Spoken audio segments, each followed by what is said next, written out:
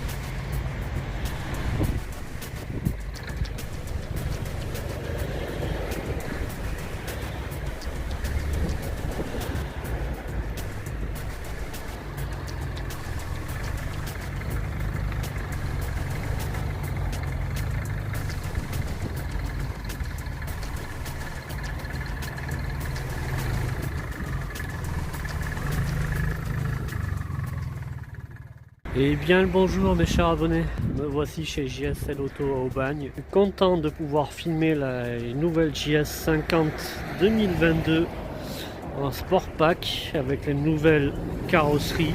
On garde quand même la formule de la JS 50 qui est spécifique à son identité.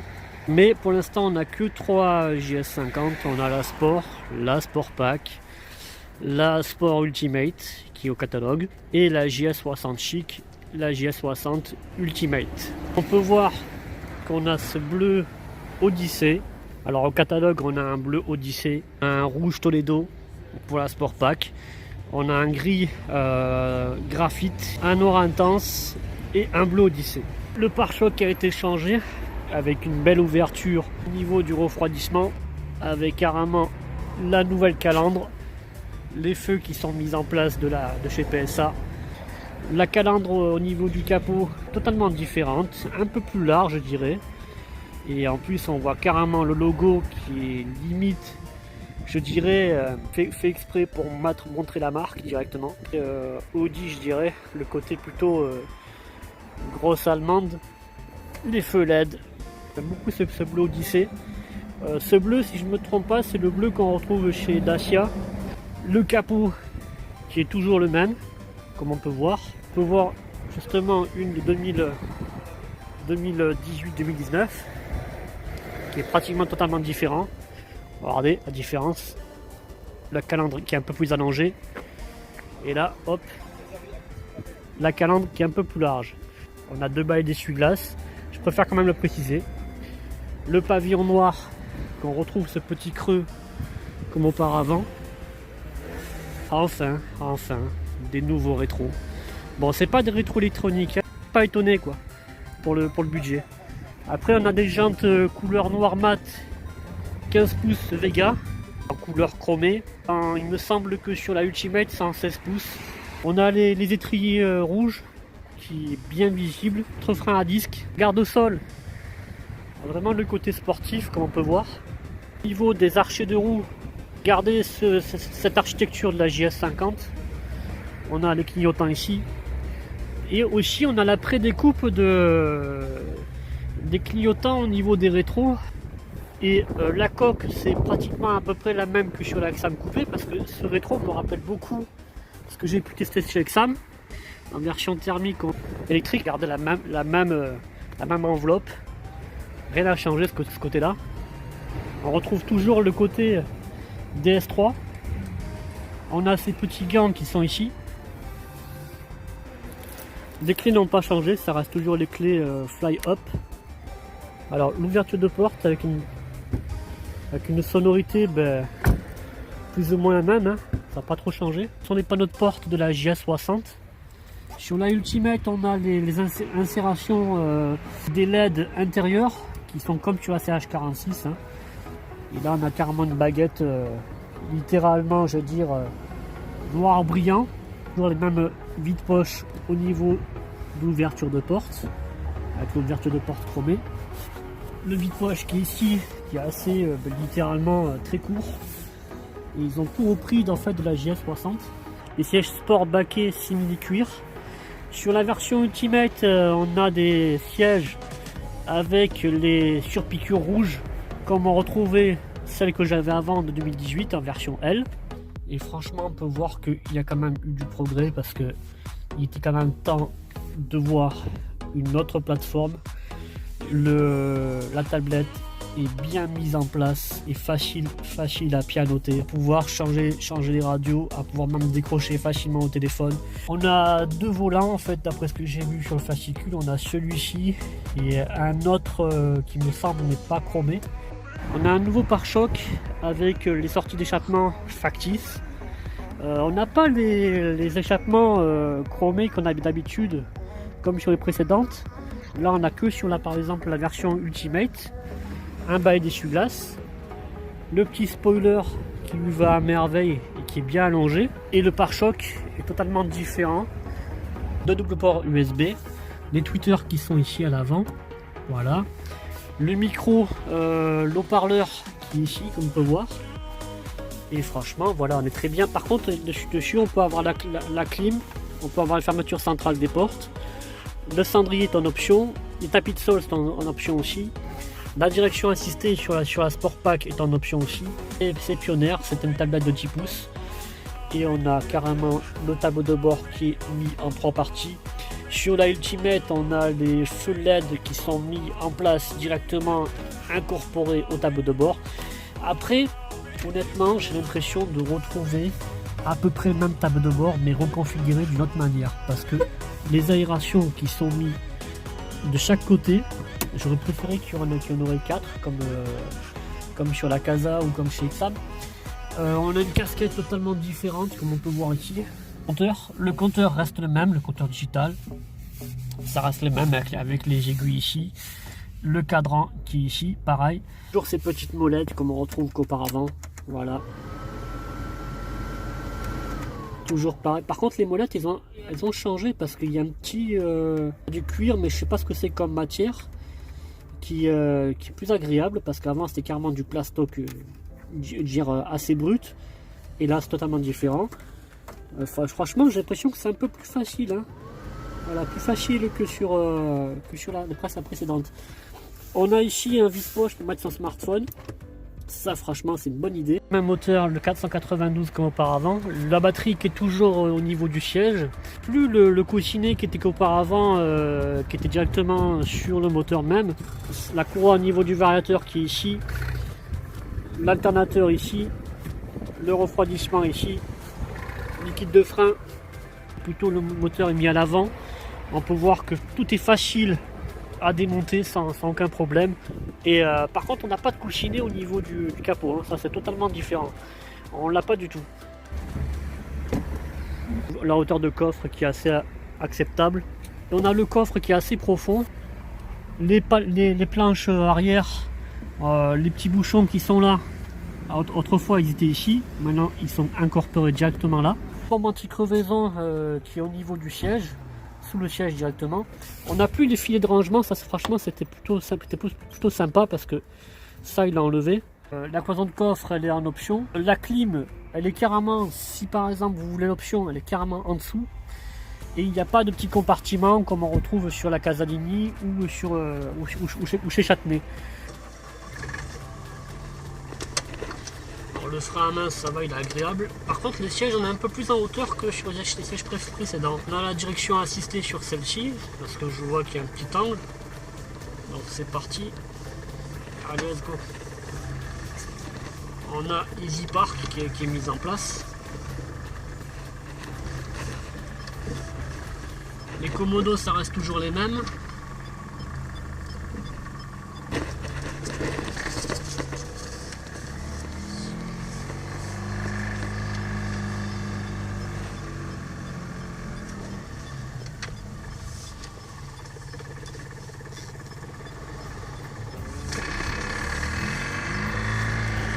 Par contre, on a un peu plus de couple que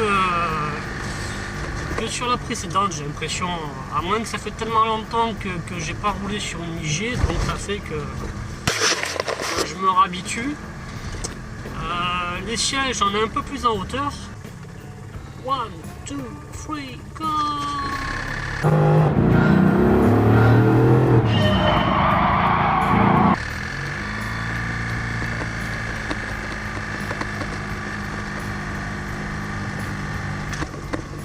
Ça monte bien vite. Franchement, c'est pas mal. Voilà, nickel. La caméra qui va se mettre en place. Oh, on a une meilleure visibilité quand même. Largement mieux que sur la JS50 que j'avais auparavant. Le capteur sonore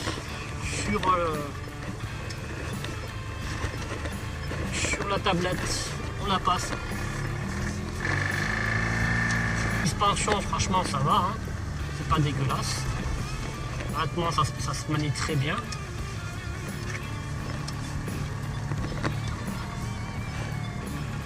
L'empattement est excellent.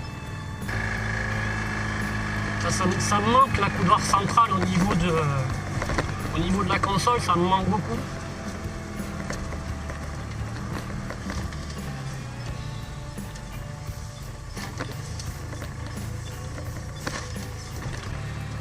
Donc voilà, j'espère que l'essai vous aura conclu, même si j'étais bref sur mes commentaires, parce que honnêtement, je reprends les vidéos très récemment, donc je m'en excuse.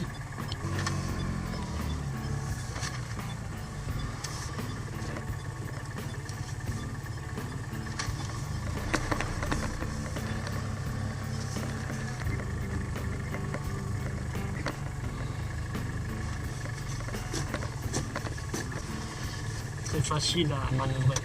Tablette, on va essayer de pianoter là-dessus. Ça, on s'en fout. Ça, c'est la radio, d'accord. Sur la Sport, on a le post jean qu'on retrouvait sur la Club. Hein.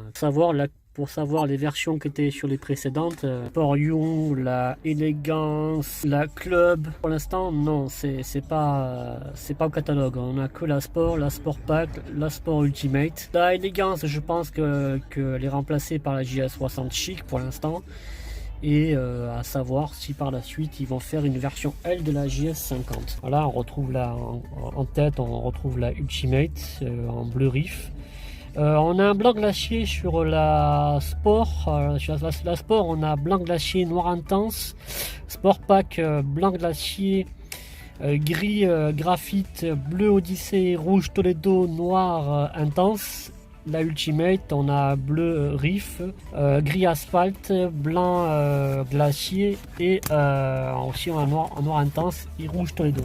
Les LED intérieurs avec les finitions typées carbone. La Sport, tous les ajouts. Par contre les options, on peut avoir la tablette. Hein.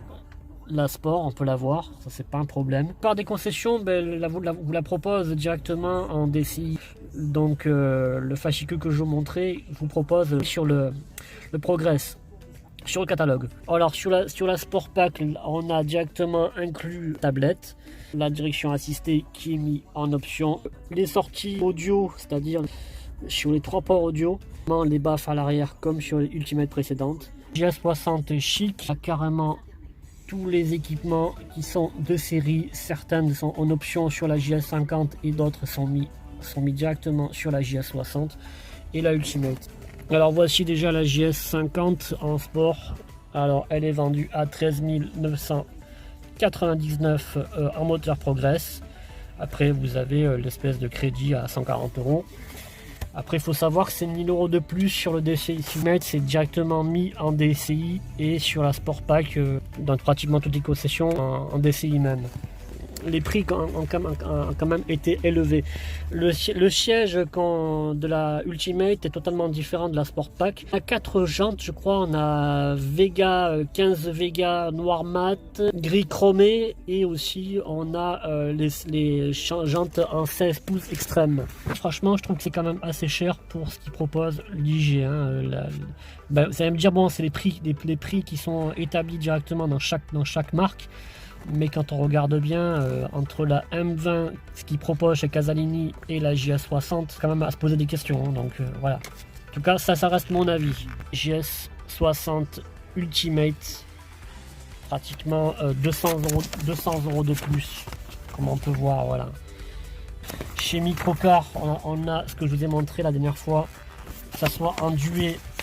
En duet, on a la initiale, comme on peut voir, qui est à partir de 10 599. On a la duet Must, pareil, 12 000 et quelques. La MGO initiale à 11 000 et quelques. On a la tablette directement en option, mais sinon vous avez un poste jean X, voilà, 14 000 et quelques. Celui-là aussi, le M-Cross, qui est toujours en vente. J'espère que la vidéo vous a plu. Je vous dis à bientôt et à la prochaine. Bye bye, ciao.